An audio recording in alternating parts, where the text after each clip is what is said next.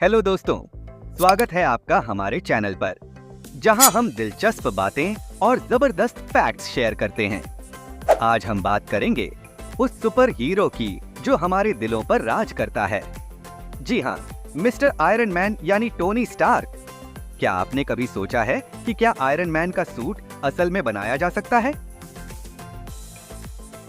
Well, जवाब है बिल्कुल। लेकिन रुकिए, इससे पहले कि आप नोट्स बनाने की तैयारी शुरू करें, मेरी पूरी बात सुनिए और समझिए। फिजिक्स एंड टेक्नोलॉजी, जब भी किसी नई टेक्नोलॉजी की बात होती है, सबसे पहले हम यह देखते हैं कि क्या वह फिजिक्स के नियमों के तहत काम कर सकती है। अगर हाँ, तो फिर उसे डेवलप करने पर काम शुरू किया जाता है। यही सिद्धांत आयरन मैन के सूट पर भी लागू होता है। अगर सूट फिजिक्स के नियमों के तहत काम कर सके, तो जी हाँ, उसे बनाया जा सकता है। 6 की elements of the iron man suit. Iron man के सूट में 6 मुख्य तत्व होते हैं। 1. टफनेस, मतलब सूट का मटेरियल कितना मजबूत है। 2. स्ट्रेंथ, बोले तो सूट की ताकत, यानी वह कितना भार उठा सकता है। 3. फ्लाइट पावर, मतलब सूट की उड़ने की क्षमता। 4. कंप्यूटर सिस्टम, यानी सूट का AI और कंट्रोल सिस्टम। 5.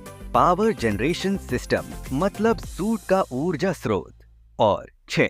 वेपन सिस्टम, यानी सूट के हथियार। इन सभी चीजों को विज्ञान के नियमों के तहत सूट में फिट करना होगा। अब आइए इन सभी पहलुओं को विस्तार से समझते हैं। टफनेस, मटेरियल की मजबूती। आयरन मैन का सूट इतना टफ क्यों है? इसका मटेरियल इतना मजबूत कैसे है? इसके लिए हमें मटेरियल टेस्टिंग करनी पड़ती है। उदाहरण के तौर पर, अगर लोहे के टुकड़े पर गोली चलाई जाए, तो उसे भेदने के लिए कितनी ऊर्जा चाहिए होगी? यह सब हमें मटेरियल साइंस के जरिए पता चलता है। अगर भविष्य में कोई ऐसा मटेरियल मिल गया जिसकी टफनेस ज्यादा हो और थिकनेस कम, तो सूट का आर्मर तैयार हो जाएगा, जैसा कि इस क्लिप में देखा जा सकता है। आयरन मैन का सूट एक टैंक शेल को झेल लेता है। यह साबित करता है कि उसका मटेरियल कितना टफ है। डिफेंस टेक्नोलॉजी में भी इसी तरह की मटेरियल टेस्टिंग होती है, जिसका फॉर्मूला है toughness x thickness x cross sectional area इल energy needed to penetrate armour strength. ताकत और मोटर्स। सूट को ताकत कहां से मिलती है? यह ताकत सूट में लगी मोटर्स से आती है। हमारे शरीर के जोड़ जैसे कोहनी, घुटने आदि पर सूट में मोटर्स लगाई जाती हैं, जो ज्यादा टॉर्क पैदा कर सके। BLDC मोटर्स का इस्तेमाल कर सकते हैं, जो छोटा साइज, हाई स्टार्टिंग टॉर्क और कम मेंटेनेंस के फायदे देते हैं। फ्लाइट पावर, उड़ने की क्षमता। उड़ने के लिए जेट इंजन का इस्तेमाल करना होता है। आजकल मिनिएचर जेट इंजन भी उपलब्ध हैं, जो सूट में फिट किए जा सकते हैं। ये जेट इंजन छोटे लेकिन ताकतवर होते हैं और मिलिट्री इंजीनियरिंग में भी इनका इस्तेमाल हो रहा है। AI system, smart control suit का कंप्यूटर सिस्टम भी बहुत महत्वपूर्ण है। आजकल के AI सिस्टम जैसे अमेज़न की एलेक्सा या एलोन मस्क का न्यूरालिंक सभी कनेक्टेड डिवाइस को कंट्रोल करने की क्षमता रखते हैं। तो AI सिस्टम और कंप्यूटर कंट्रोल भी पॉसिबल है। वेपन सिस्टम, हथियार। मिलिट्री टेक्नोलॉजी में मिनिएचर वेपन्स की टेस्टिंग होती रहती है। छोटे रॉकेट्स या मिसाइल्स भी पब्लिक डोमेन में नहीं होते, पर उनका विकास जारी है। सूट में वेपन सिस्टम भी आसानी से फिट किया जा सकता है। Power generation system, arc reactor. अब आते हैं सबसे मुश्किल हिस्से पर, पावर सोर्स यानी आर्क रिएक्टर। टोनी स्टार्क का आर्क रिएक्टर 3 गीगा जूल पर सेकंड की ऊर्जा पैदा करता है, जो एक न्यूक्लियर रिएक्टर के बराबर है। इतनी ऊर्जा पैदा करना बहुत मुश्किल काम है, लेकिन अगर किसी दिन ऐसा पावर सोर्स मिल जाए, तो आयरन मैन सूट बनना संभव है।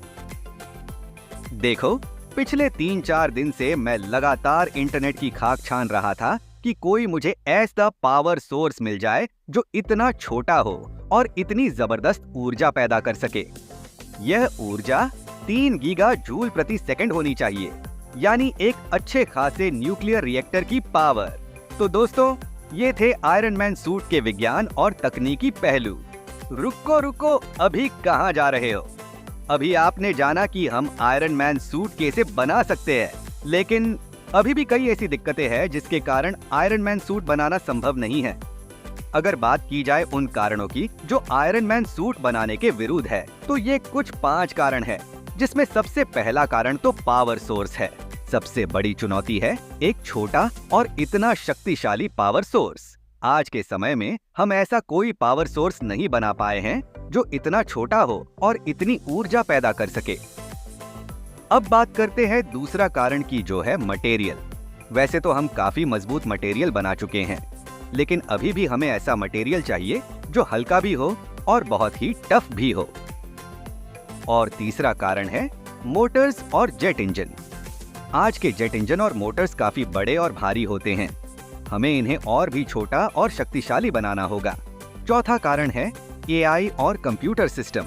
आज के एआई सिस्टम्स काफी एडवांस्ड हैं, लेकिन अभी भी वे उस लेवल तक नहीं पहुंचे हैं जहां वे पूरी तरह से एक सूट को कंट्रोल कर सकें। और सबसे जरूरी और आखिरी 5वां कारण है सेफ्टी और स्टेबिलिटी। एक ऐसा सूट बनाना जो सुरक्षित भी हो और स्थिर भी, एक बहुत बड़ी चुनौती है। तो दोस्तों, आज के लिए इतना ही।